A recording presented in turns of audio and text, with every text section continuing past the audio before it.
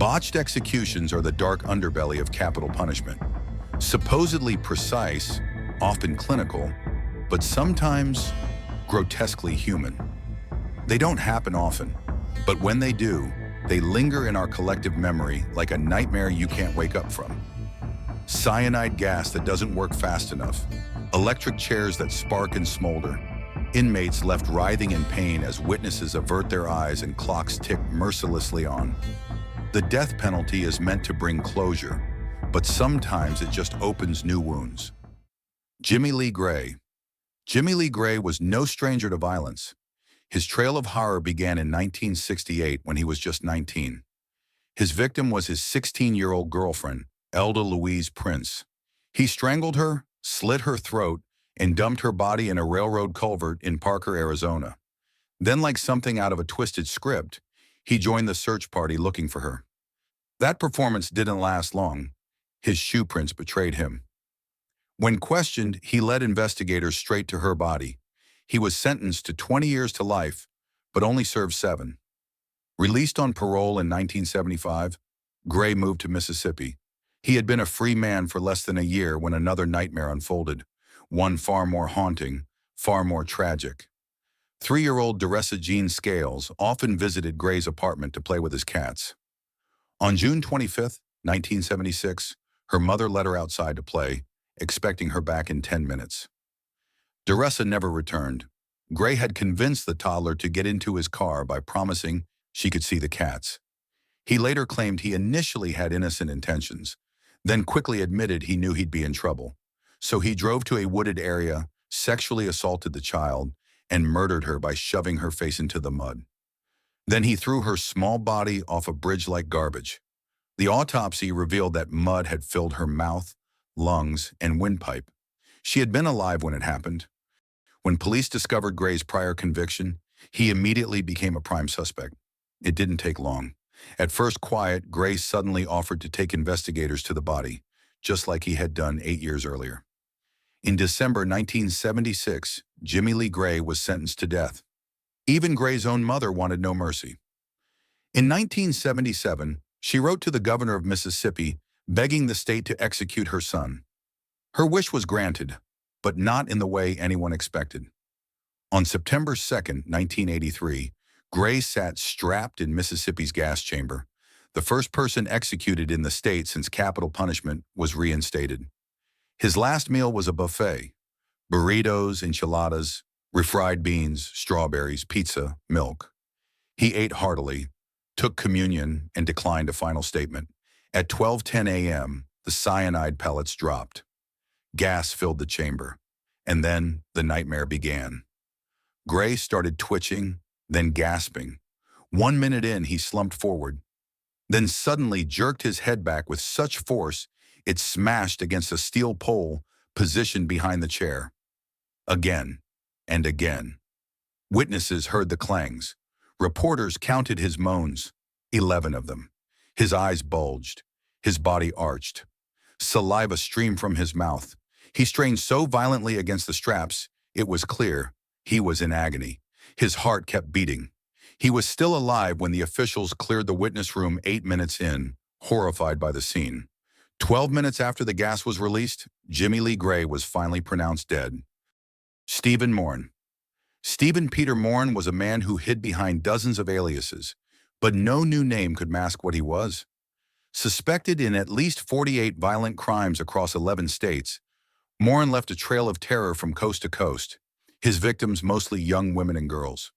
With a transient lifestyle and fake identities like Rich Clark and Ray Constantine, he stayed one step ahead of the law, until he didn't. By the early 80s, the FBI was on his tail. Morin was finally captured in December 1981 after holding a woman hostage for 11 days, murdering others, and evading a SWAT team raid by slipping through a motel bathroom window. It was the end of his run, but not the end of the horror. He was convicted for the brutal murders of Carrie Marie Scott and Jana Bruce, among others, and received 2 death sentences. Despite his lawyer's attempt to argue mental incompetence, Morin waived his appeals and asked to die, but even his execution didn't go as planned. March 13, 1985, Huntsville Unit, Texas. Morin's last meal was classic Texas comfort: steak, baked potatoes with butter, green pea salad, banana pudding, and coffee. He was reportedly in a good mood, odd given what came next. When the time came to insert the IV for lethal injection, execution technicians were met with an unexpected challenge. Morin's years of drug abuse had ravaged his veins. For nearly 45 minutes, they probed his arms, then his legs, desperately trying to find a viable vein. It was the first time in Texas execution history that such a delay had occurred. Witnesses, among them family members of his victims, watched in tense silence as the procedure dragged on, a twisted echo of the suffering he'd once inflicted. Finally, a vein was found. At 12:55 a.m., Stephen Morin was pronounced dead. His final words: "Father, forgive these people, for they know not what they do. Forgive them as you have forgiven me, and I have forgiven them. Lord Jesus, I commit my soul to you." It was a dramatic end to a life of violence, one that, even in death, refused to go quietly. William E. Vandiver. On March 20th, 1983, William E. Vandiver committed a brutal murder in Hammond, Indiana, that shocked the community. The victim was his 62-year-old father-in-law, Paul Comiotti Sr., a retired construction worker known for his strict demeanor and heavy drinking. Comiotti's relationships with his family were strained. He had demanded that his daughter Marianne divorce Vandiver due to his criminal past and had threatened to report him to the authorities. These tensions culminated in a conspiracy involving Vandiver, his wife Marianne, Comiotti's wife Rosemary, and his son Paul Jr. The family made several failed attempts to poison Comiotti. Eventually, they planned to sedate him with ether and inject air into his veins to cause death. However, lacking ether, they decided to smother him instead. On the night of the murder, Vandiver and Marianne waited for a signal from Paul Jr. that Comiotti was asleep. Upon entering the bedroom, Comiotti resisted fiercely. Vandiver responded by stabbing him over 100 times with a fish fillet knife and striking him on the head with a gun. Despite these injuries, Comiotti remained alive until Vandiver decapitated him, which he later admitted was the immediate cause of death. The family then dismembered the body while reportedly making jokes. Vandiver received financial benefits from the family after the murder, including $5,000 from Paul Jr., $1,700, and Comiotti's truck from Rosemary. Vandiver was arrested and charged with murder. Initially, he confessed to the crime, but later recanted, placing the blame on Paul Jr. He filed a notice of an insanity defense, but withdrew it before the trial.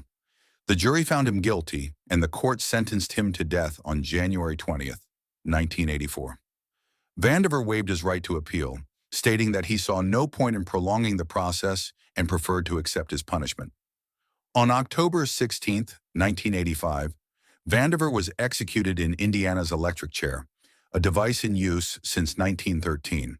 The execution was notably prolonged and gruesome. After the initial administration of 2,300 volts, Vandiver remained alive, necessitating additional jolts. In total, 5 separate surges of electricity were required over a 17-minute period to complete the execution. Witnesses, including his attorney Herbert Shapps, reported seeing smoke and smelling burning flesh during the process. Shapps described the execution as outrageous, and the Department of Corrections admitted that it did not go according to plan.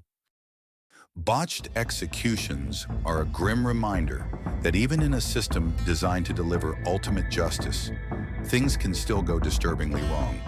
Whether it's a failed IV insertion, a malfunctioning chair, or a gas chamber gone awry, these moments expose the uncomfortable reality that execution, no matter the method, is rarely clean, quick, or quiet. Thanks for watching. If you found this story gripping, disturbing, or just plain fascinating, hit that like button, subscribe, and click the bell so you don't miss the next chilling tale. Until next time, stay curious and stay safe.